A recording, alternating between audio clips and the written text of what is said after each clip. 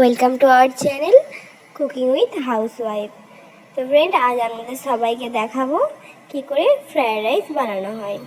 তো আপনারা ইন্ট্রো দেখে বুঝতেই পেরেছেন আজকে চটজলদি স্টাইলের ফ্রায়েড রাইস আপনাদেরকে দেখাবো।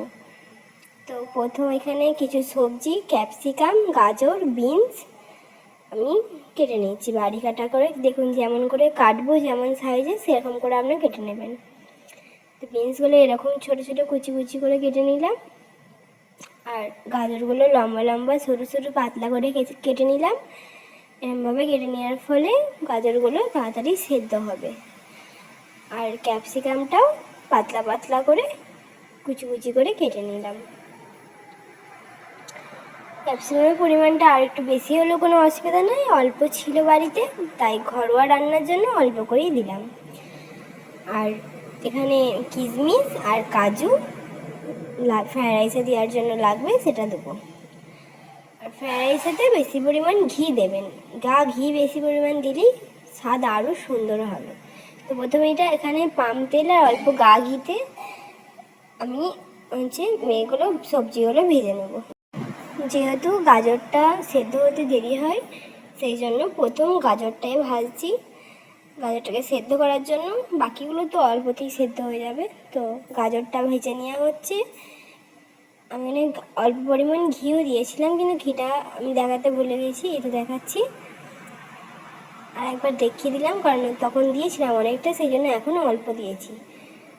তো গাজরটা ভালো করে ভেজে নেওয়ার পর বিনসটাও যেহেতু শক্ত করে, তাই বিনসটাও দিয়ে দিলাম ওই তেলটার উপরই। বিনস আর ক্যাপসিকাম সব একসাথে ভেজে নেব, তাহলে যে ফ্রায়েড রাইসের যে সবজিটা দেওয়া হয় সেই সবজিটা রেডি। যখন ভাজা ভাজা হয়ে যাবে এই সবজিগুলো, তখন এটাকে তুলে নেবেন। আজকে মা নয়, আজকে আমি বানাচ্ছি রান্নাটা। মা শুধু ভাতটা রেঁধেছিল। তো এগুলো ভাজা ভাজা হয়ে গেছে, আপনারা দেখছেন। এর উপর অল্প নুন দিয়ে দিলাম আমরা। অল্প নুন দেওয়ার পর একবার মিক্সড করে এটা তুলে নেবো। নুন ছাড়া আর অন্য কোনো মশলা দেবো না। এখানে ভাতের জন্য মা গোল কাঠ, তারপরে এলাচ, লবঙ্গ ভাতের পানিটাতে মা দিয়ে দিল, আর তেল দিল।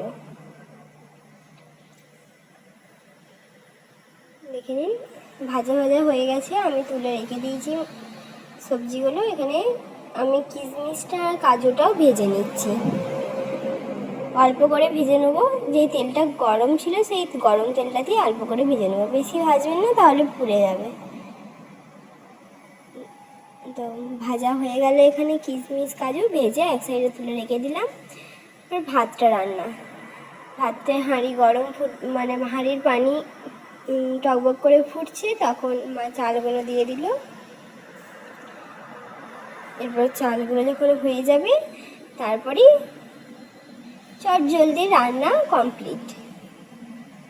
দেখুন ভাত কমপ্লিট হয়ে গেছে, ভাত হয়ে গেছে। এরপর মা ভাতটা কষিয়ে নেবে।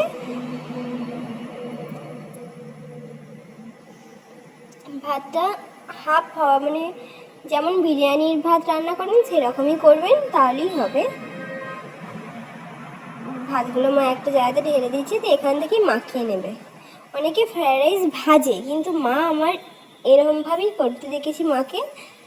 এরকম করে করলেও খুব সুন্দর লাগে, যেমন করে বিরিয়ানি সাজাই সেরকম করে সাজিয়ে রান্না করে মা। আমার খুব ভালো লাগে। তো ভাজলে ভাতগুলো ভেঙে যায়, কিন্তু এরকম করে রান্না করলে ভাতগুলো ভাঙে না। তো মা একটা হাঁড়িতে সাজিয়ে নিচ্ছে। এরপরে যেমন ভাত দিচ্ছে, যেমন বিরিয়ানিতে যেমন মাংস আলু দেওয়া হয়, কিন্তু এইখানে নর্মাল সবজিগুলো দিয়ে মা সাজিয়ে নেবে। আপনারা দেখুন, আর যতক্ষণ মা ফ্রায়েড রাইসের এটা সাজাচ্ছে, ততক্ষণ আপনারা চ্যানেলটাকে সাবস্ক্রাইব করুন, লাইক করুন এবং পাশে থাকুন। তো এরপর মা এরকম করে ফ্রায়েড রাইসটা সাজিয়ে নিচ্ছে, দিয়ে হালকা দমে চাপিয়ে দেবে, তাহলেই কমপ্লিট রান্না। খেতে মা অল্প করে চিনি দিয়েছিল ওই সবজিটাতে, তো আপনারা যদি চিনি খান তাহলে চিনি দেবেন, না খেলে না দেবেন, সেটা আপনাদের ব্যাপার। চিনি দিলে আরও টেস্ট মানে মিষ্টি মিষ্টি হয়ে খুব সুন্দর লাগে। আমরা চিনি দিয়ে খেতেই পছন্দ করি, সেই জন্য মা চিনি। রান্না কমপ্লিট ফ্রেন্ড, টাটা।